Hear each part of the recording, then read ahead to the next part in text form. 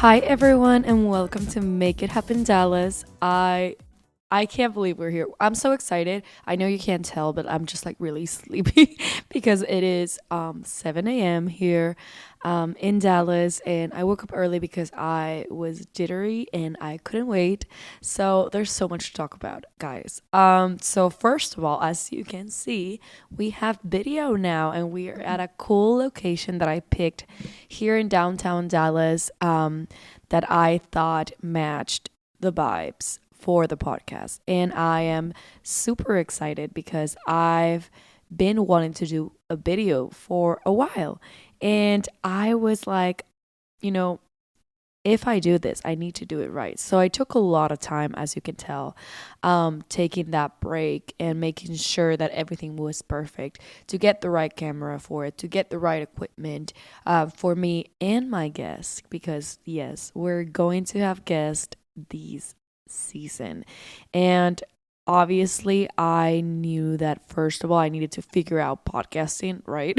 Like, I needed to do it by myself first to figure out if I could even like do it with another person. And let me tell you, it's hard. I'm not even gonna lie and say I'm a natural. No, it's hard to figure out everything. Even like yesterday I recorded one of my first guest interviews, and I was like, oh my god, I really hope that this was all recorded, because you have to think of a lot of things. You have to think of, is the camera okay, like recording it, like do I need extra batteries? Those are some things that I didn't even think of. So there were a lot of factors that I didn't take into account, and I'm glad that I finally did it. And honestly, I just had a lot of fun, and I'm just ready to get started. If you're new here, obviously, this is a podcast called Make It Happen Dallas. I'm Oriana and I am the host. And essentially, what we talk about here is all of the ways that you can make it happen for yourself. So it's not even about my journey and my goals. I'm just here to bring a little bit of perspective if you are just started whatever journey you're on, if it's a health journey, if it's a financial journey, if it's a career journey. I'm just here to tag along and help you with my experience, and hopefully that can bring a new light into your situation, hopefully. And Dallas, the name Dallas comes because, spoiler alert, I live in Dallas. And just because I am making it happen in Dallas doesn't mean that you can't make it happen in Denver or wherever. Sorry about that. My dog is here. We bring her everywhere. And when I found out that this place was pet friendly, I was like, yep, she needs to be here. So she's jumping around, going everywhere. So if you hear her bark, it's just part of the aesthetic for sure. So yeah. If you're new, so glad that you're here. Hopefully you find this podcast helpful. If not, you can always leave it in the reviews and I'll read them and I'll improve for sure. I love criticism. That's something that I talked about in the last season. I love like constructive criticism, because I feel like if you're like, you suck, sure. What was it that sucked, right? I need more information, guys. So if you liked it, awesome. If you don't, let me know. And if you're coming back, thank you so much. Because I know even if you just came here at the beginning because a friend asked for it and you didn't know how to say no, and you were like, oh my God, if she asked me questions about the podcast and I haven't listened to it, I'm going to be a complete fool. Or she's going to get mad. So even if you did it with that purpose, I'm really happy that you did, because I mean, if you're still here, it's either that you really liked it or you're really afraid of me, which either or, I still take it. So today, as an intro episode, I want to talk about something that I think all people in their 20s are going through, hopefully, not hopefully, but like hopefully if you are listening to this episode. So I want to ask you the mindful question of the episode. If you're new, we always ask a mindful question and we take a few seconds just to think about it and let it brew in. So the question is, do you feel like you should be at a stage in your life, even though you're not? So do you feel like you need to be somewhere at the age that you're in right now and you're not there, and you feel like you're almost like disappointed young like younger you by not being in that stage.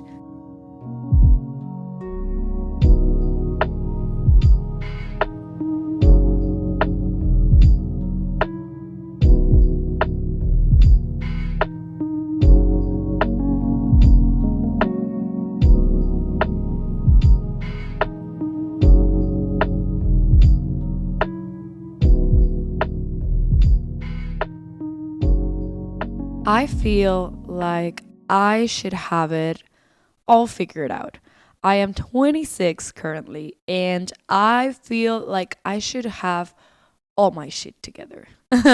um, I don't know what it is about it.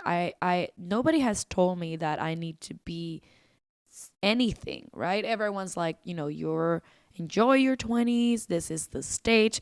But for some reason, I feel this raging anxiety that I am not doing enough. And you can call it whatever you want, social pressure, which is invisible until you feel it.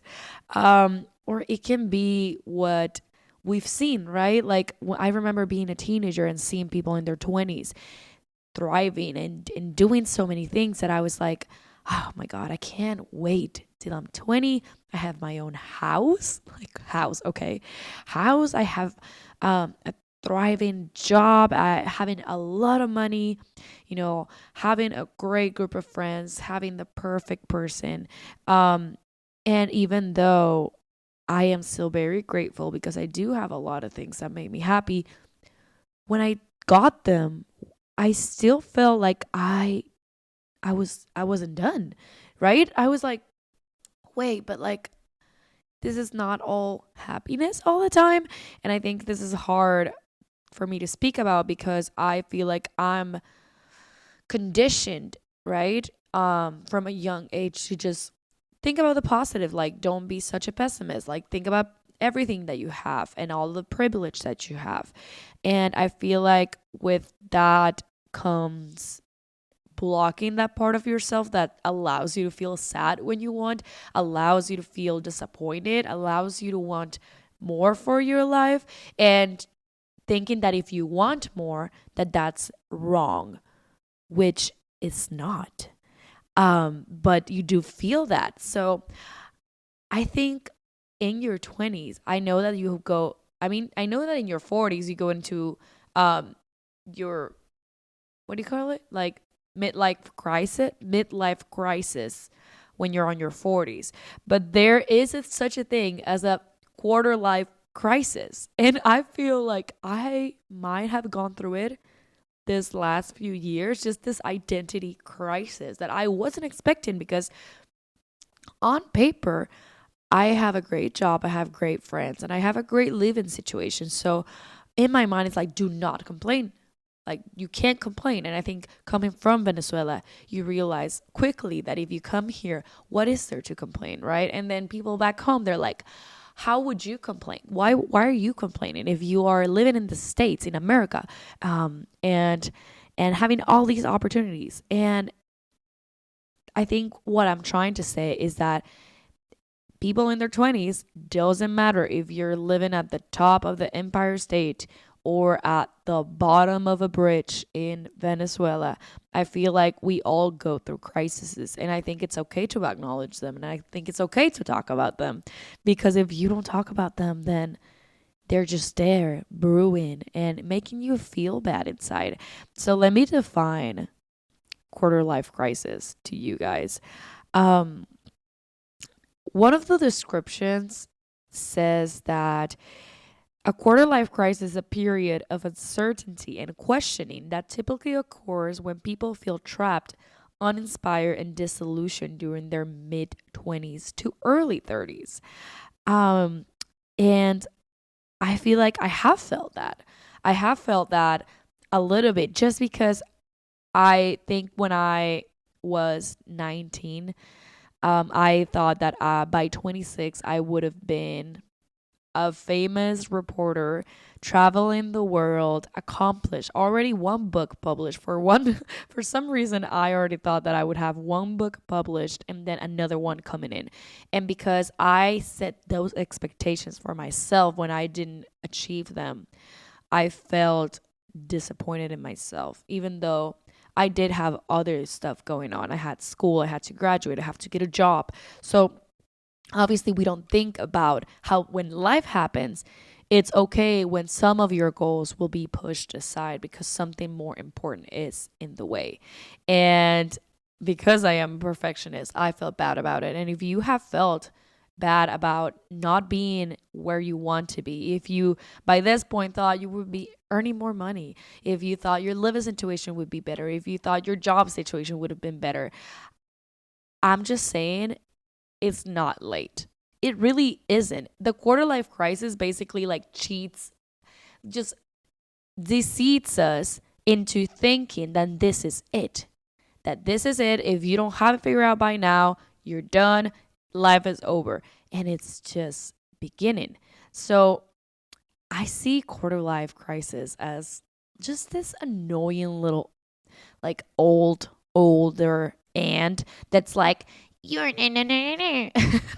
I don't even know why, like the sound. I don't know if you understand the sound, but like, you're not doing this. Why are you not married? Why you don't have so much money? Why are you blah, blah, blah, blah. So I feel like that annoying voice is quarter life crisis. But I found another description that I liked better, which is that a quarter life crisis is a crisis involving anxiety over the direction and quality of one's life, which is most commonly experienced when you're 20. Right? And I feel like the reason why it's because in your teens and your early 20s, you're focused on the transition of being more independent. So you still don't struggle a lot with your identity because you have to survive, right? I remember like early 20s, I was just thinking, okay, I need to get through school. I need to get through classes. I need to get through this job. I need to get through this negative experience, right? So you're not thinking about like, oh, who am I? What do I want to do with my life? What makes me happy? I don't think we ask ourselves those questions. And I think I realized that I was in the midlife, in the quarter life crisis because I started asking those questions like, where do I want to be?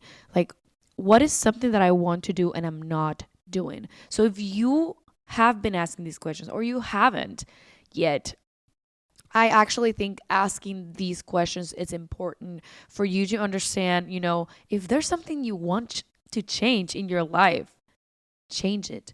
And I understand that sometimes resources are lacking and sometimes support is lacking.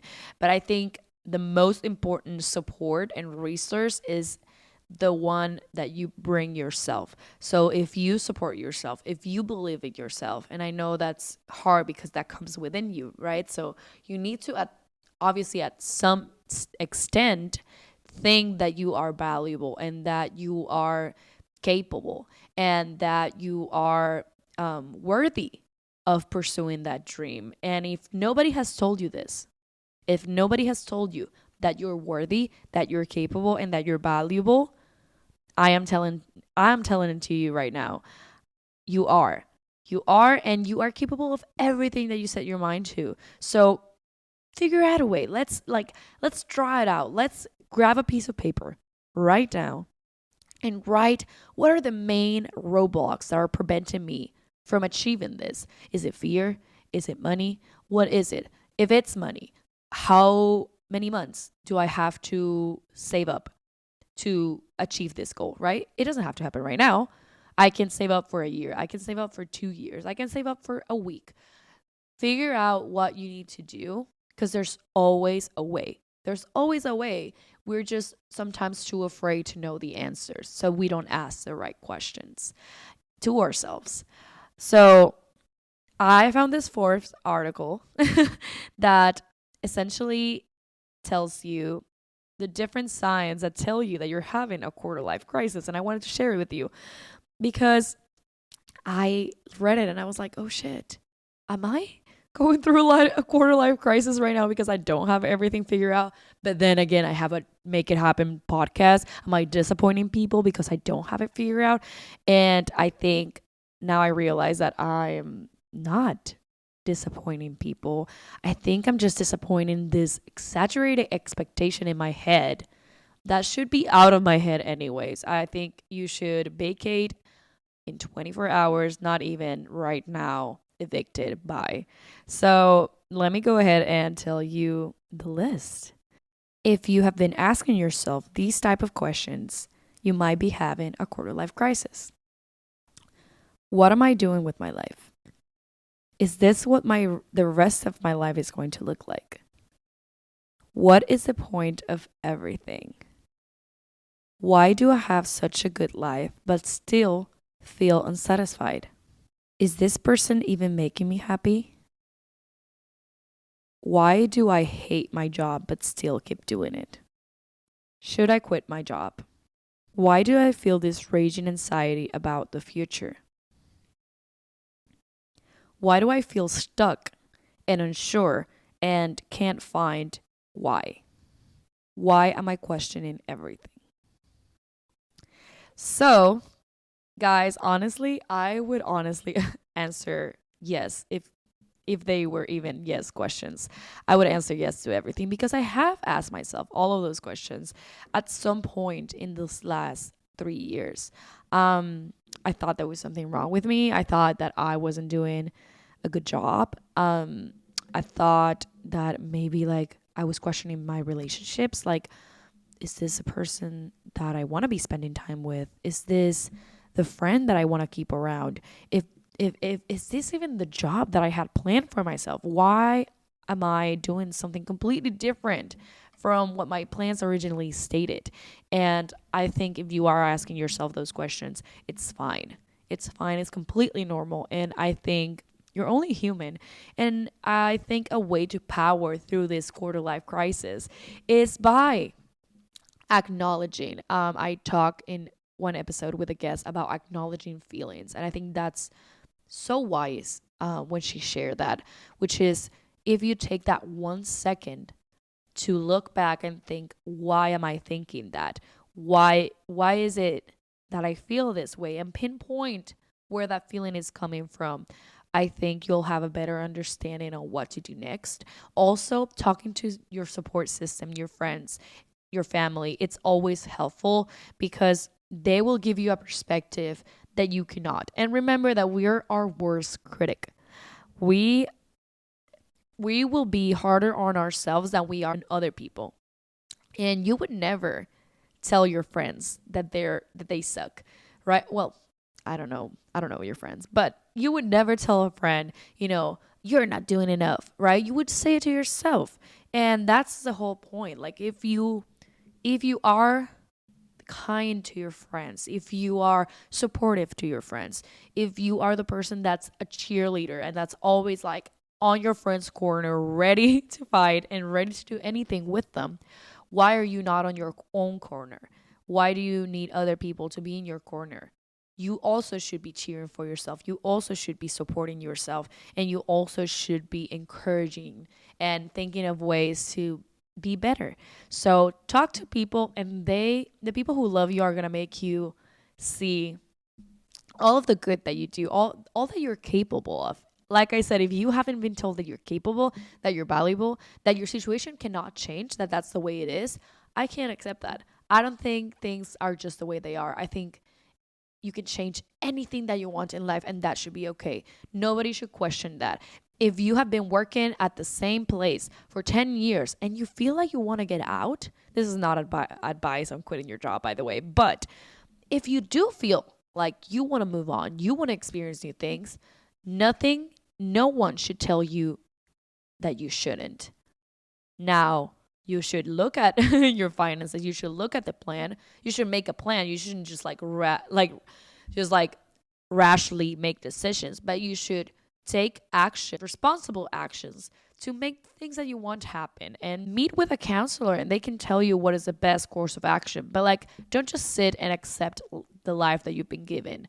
Your life is your life and we're never going to live it again. So take charge of your own life. And with that, I am saying goodbye. That is 20 minutes on the clock. I am so excited that you guys are back. And if you are experiencing that quarter life crisis, we are here together. powering through, and I can't wait to see you for another Make It Happen Dallas episode. Now on video, we will have a guest interview next week, so enjoy your Monday. I love you guys. Bye. Let's make it happen, Dallas.